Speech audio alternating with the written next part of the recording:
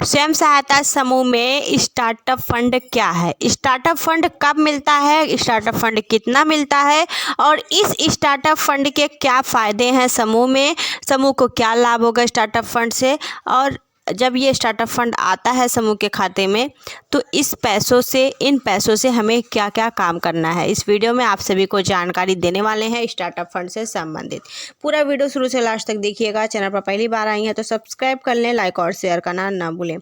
सबसे पहले आप सभी समूह की बहनों को बता देना चाहेंगे कि देखिए, स्वयं सहायता समूह में 3 प्रकार के लगभग फंड होते हैं, स्टार्टअप फंड, रिवॉल्विंग फंड और CIF फंड। इसके बाद CCL होता है, वो बैंक से होता है, उससे मतलब नहीं है। उसके बाद हम सबसे पहला जो हमारा फ़ंड है उसी के बारे में केवल इस वीडियो में बात करेंगे। बाकी जो 2 फंड हैं उनके बारे में जिसको जानना है तो वीडियो चैनल पर अपलोड की है, इन डिस्क्रिप्शन में मिल जाएगी, देख लीजिएगा।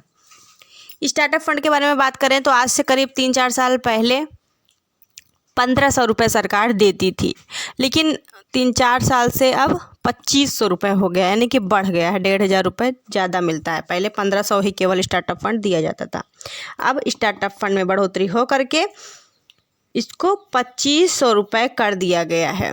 यानी कि पिछले 3-4 सालों से जो भी जितने भी नए समूह बने हैं उन सभी को 2500 रुपये ही समूह के खाते में दिया जा रहा है। ये जो फंड जितने भी आते हैं वो किसी के पर्सनल खाते में नहीं आते, ना अध्यक्ष सचिव, न कोषाध्यक्ष, न किसी समूह के सदस्यों के खाते में, ना ब्लॉक मिशन मैनेजर के खाते में, केवल समूह के खाते में ही ये स्टार्टअप फंड भेजे जाते हैं सरकार के द्वारा।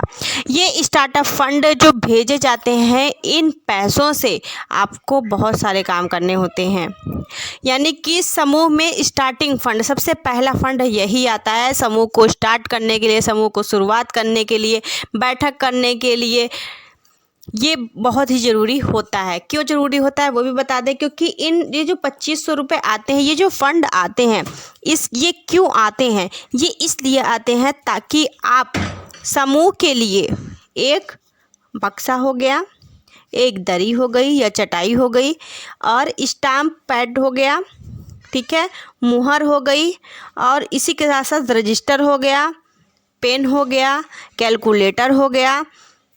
इन सभी चीज़ों को खरीद करने के लिए ये 2500 रुपये सरकार आपको देती है फंड के रूप में, जिसका नाम है स्टार्टअप फंड। बस इतना ही काम आपको इन 2500 रुपये से करना है, क्योंकि समूह में बैठक करानी है तो इन सभी चीज़ों की आपको आवश्यकता पड़ेगी 101%, है ना। तो ये समूह का शुरुआती प्राइस है, ये समूह में शुरुआती पैसा है जो आता है समूह में। बाकी जो समूह में लेन देन वगैरह करने के लिए जो भी पैसा आता है वो और भी दूसरे फंड्स में आता है, इससे लेन देन वगैरह नहीं करना होता है, ये इसीलिए केवल आता है बक्सा वगैरह खरीदने के लिए। तो जिन भी बहनों के खाते में स्टार्टअप फंड आया है उन बहनों को इस पैसे को खर्च नहीं करना है। ये जो सामग्रियां हैं इन्हीं पैसों में आपको इस पैसे को खर्च करना है, किसी को नहीं देना है, ठीक है। अध्यक्ष सचिव कोषाध्यक्ष जाएंगी और समूह के खाते से निकाल के लाएंगी और इन सामग्रियों की खरीद करवाएंगी। हो सकता है अगर आपके समूह में जैसे कोई खरीदारी कमेटी बनी है तो अच्छी बात है, नहीं बनी है तो बना लीजिएगा, अच्छा रहेगा। फिर भी अगर कोई नहीं है इस वक्त तो आप समूह की अध्यक्ष सचिव कोषाध्यक्ष जो कोई भी महिला जा करके इसकी खरीद कर सकती है। उम्मीद है आपको स्टार्टअप फंड के लाभ फायदे सारे कुछ समझ में आ गए होंगे, क्यों आता है, इसलिए आता है। बाकी समूह के लिए ये फंड बहुत ज़रूरी है। और ये फ़ंड कितने दिन में आता है ये बता दें। समूह बनने के 3 महीने के अंदर अंदर ये फ़ंड आ जाता है। कभी कभी ऐसा होता है समूह बना तो 1 महीने के अंदर आ गया, 2 महीने, कम से कम 3 महीने के अंदर अंदर आ जाता है। जानकारी कैसे लगी कमेंट करके बताएं, इस वीडियो को शेयर करें, चैनल को सब्सक्राइब कर लें। कोई भी सवाल हो, कोई डाउट हो तो प्लीज़ कमेंट में आप लोग पूछ सकती हैं। बाकी इस वीडियो को शेयर करें, चैनल को सब्सक्राइब कर लें। मिलते हैं अगली वीडियो में फिर किसी नई जानकारी के साथ। थैंक